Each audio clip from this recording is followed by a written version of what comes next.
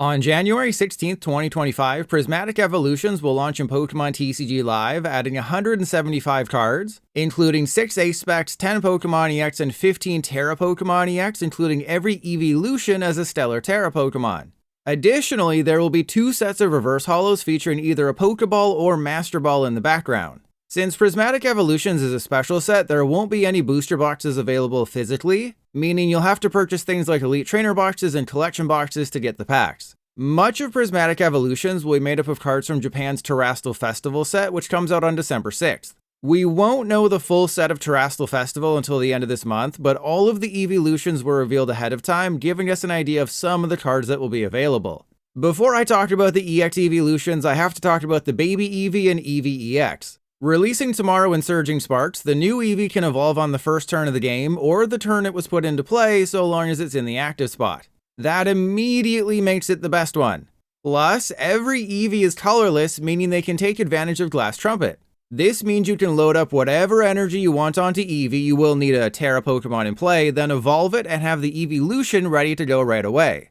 As for Eevee EX, it's similar to Eevee GX in that its ability allows it to evolve into any Pokemon that evolves from Eevee.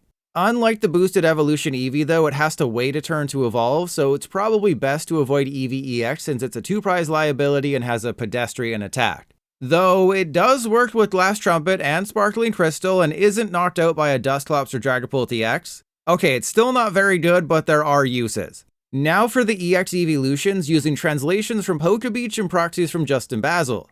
As a reminder, they're all Terra Pokemon, so they all have a built-in bench barrier, they can utilize Sparkling Crystal, and they can be found with Terra Orb. Additionally, they're Stellar Terra Pokemon, so they all have a second attack that requires 3 different types of energy. Let's kick things off with Flareon EX. Burning Charge does 130 damage and accelerates 2 basic energy from your deck to one of your bench Pokemon. This is great for setting up other Flareon EX or anyone else on your bench, as Burning Charge can be used for as little as 1 fire energy thanks to Counter Dane and Sparkling Crystal. Plus, you have access to Magma Basin and Mela. So naturally, its secondary attack will be absolutely busted, right? Well, it's not bad, just ununique. One of the reasons why I think Terra Pokemon won't continue in 2025 is that they've clearly run out of ideas. Flareon EX's second attack does 280 damage and it can't attack the next turn. Vaporeon EX's second attack does 280 damage and it can't attack the next turn. And Cinderace EX does 280 damage, except it's better because it can still use Garnet Volley the next turn. Toss in the fact that Trainers Pokemon are the gimmick for 2025, and it seems like this could be the end of Stellar Terras. Still, 280 isn't a bad number to hit, especially if you attach a Maximum Belt. Then we come to Vaporeon EX. Heavy Squall does 60 damage to each of your opponent's Pokemon EX. When Rotation hits in March and removes the last of the V Pokemon from Standard plus Manaphy, it will get much stronger. But just like Flygon EX, Vaporeon EX beats itself off. Every Terra Pokemon has that built-in bench barrier, meaning they're protected from bench damage. So a Vaporeon EX can't damage a bench Vaporeon EX. Honestly, if you really want to deal 60 damage to a bunch of different Pokemon, go with Cofagrigus. It only hits Pokemon with an ability, but it spreads damage counters, not damage, meaning bench barrier effects don't block it.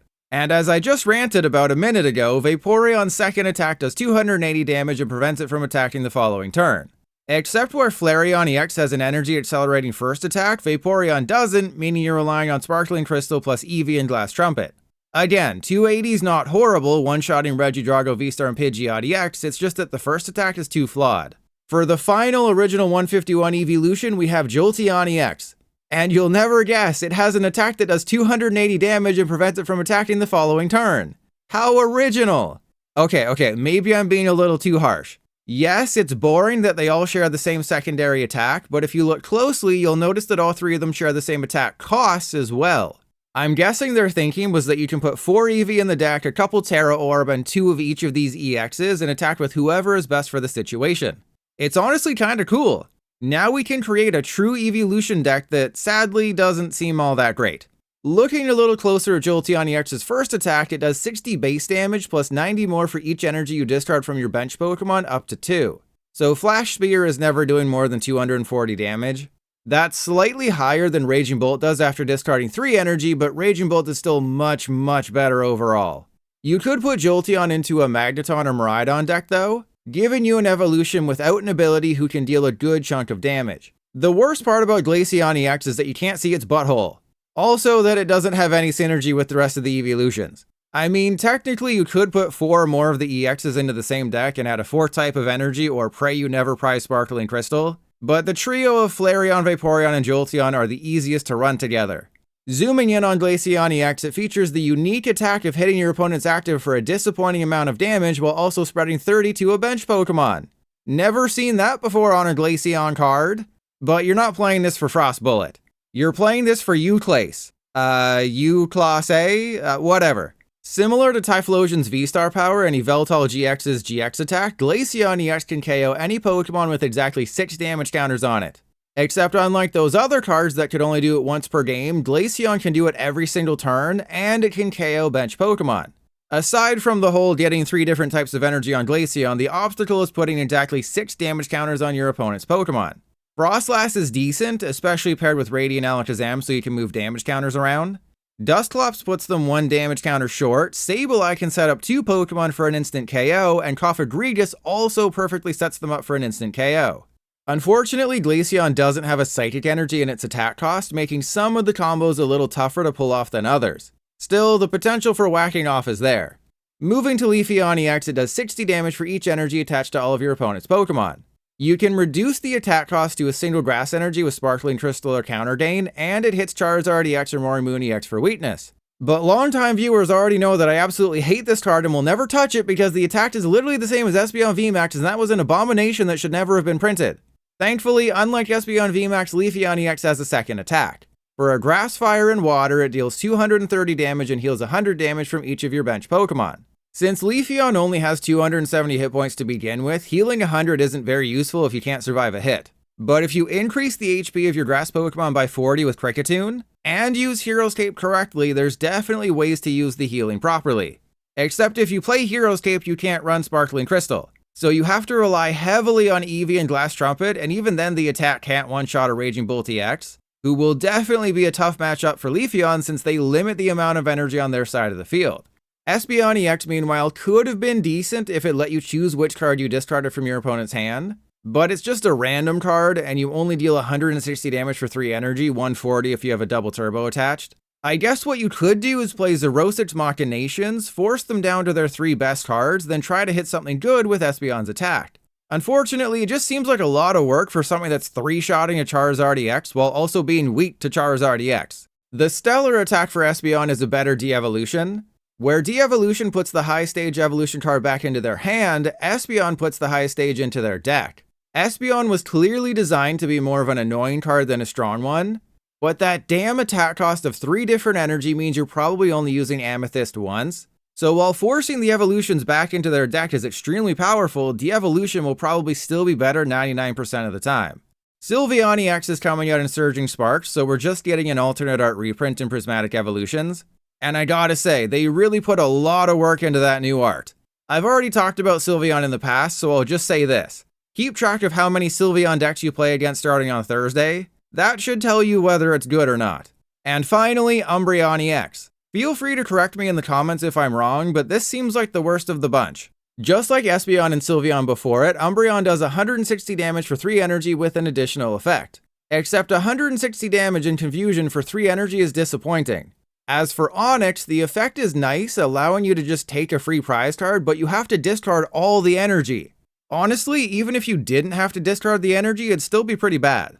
If I had to rank all of the EX Eeveelutions, I'd say they're all disappointing. Flareon EX is probably my pick for number 1 at this time, with all the rest except Sylveon and Umbreon having playability. Espeon does have a chance to be the best in the long run, but that's only if evolution decks really start to take off in 2025. We're also getting these alt-art reprints of the regular Eeveelutions from the past 2 years. Leafeon, Glaceon, and Sylveon are from the H block, meaning they won't rotate until March 2027, while the rest are from the G block, meaning they're out of standard in March 2026. What you're seeing now is the baby Eeveelutions in English. If you didn't know these Eeveelution cards already existed, that's probably because they're not good. Even though some of them can deal 180 damage for reversal energy, none of them have had any competitive success. As for new trainers in Prismatic Evolutions, the only A-Spec we know about so far is Max Rod.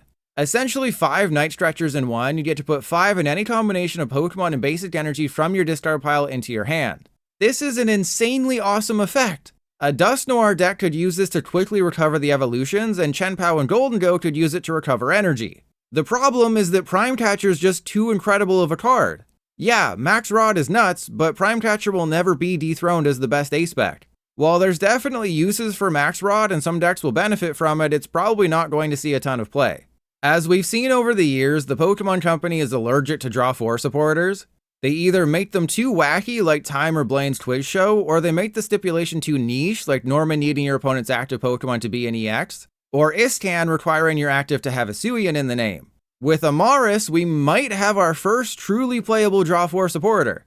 The effect is simply drawing 4 cards. The drawback arrives at the end of your turn.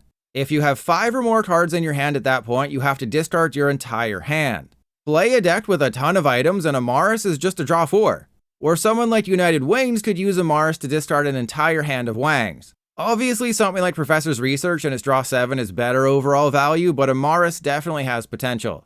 Another supporter coming in Prismatic Evolutions is Larry's Efficiency. While it looks like he's about to go John Wick on everyone at the Pokemon League, instead he discards your hand and grabs you a Pokemon supporter and basic energy from the deck. I'm sure decks that run Mew EX will have a use for Larry, it just seems like a worse Colress's Tenacity. Larry is limited to basic energy, Colress isn't. Larry discards your hand, Colress doesn't. Yeah, Larry gets you a Pokemon and a supporter, but you have no use for that supporter on that turn. If they'd made it a Pokemon and an item, then it's a different story. Unfortunately, Larry just doesn't seem very efficient.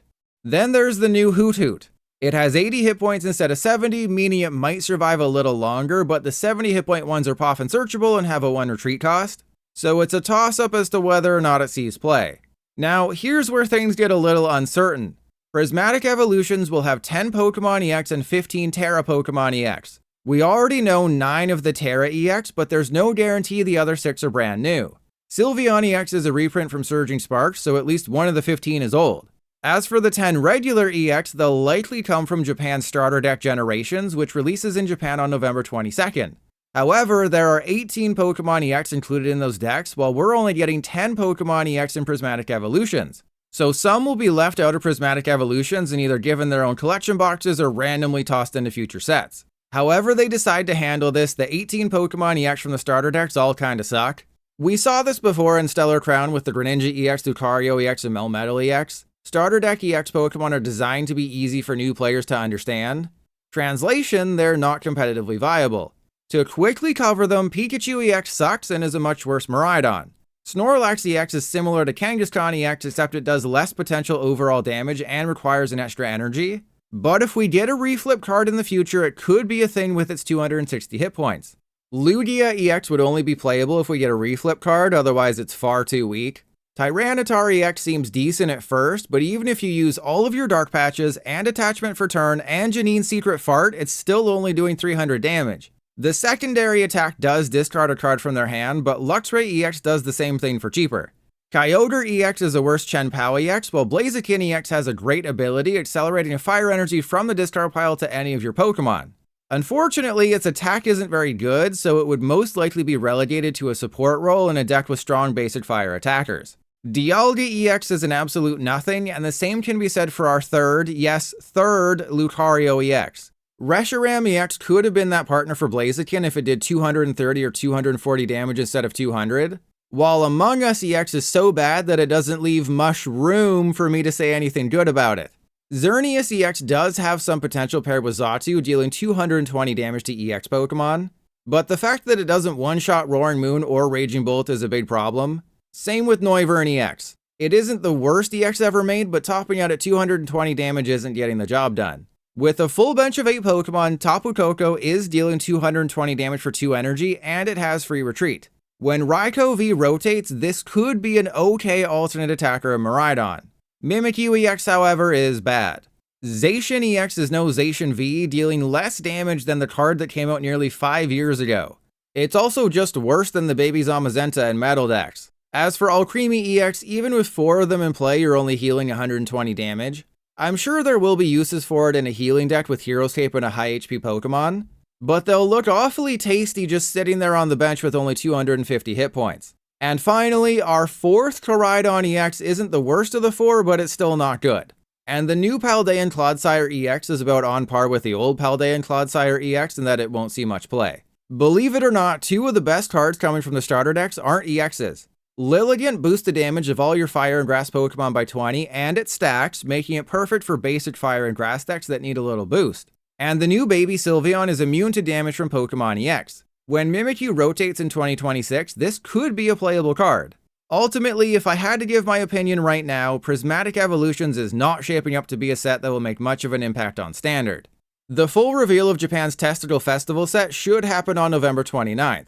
Assuming those remaining 5 A-Specs are all new and not reprints, I'll have another video up around that time talking about the cards that should make up the rest of our Prismatic Evolutions. What do you think about Prismatic Evolutions so far? Do you see it as an impactful set on the competitive meta, or will it just be for collectors? Let everyone know in the comments.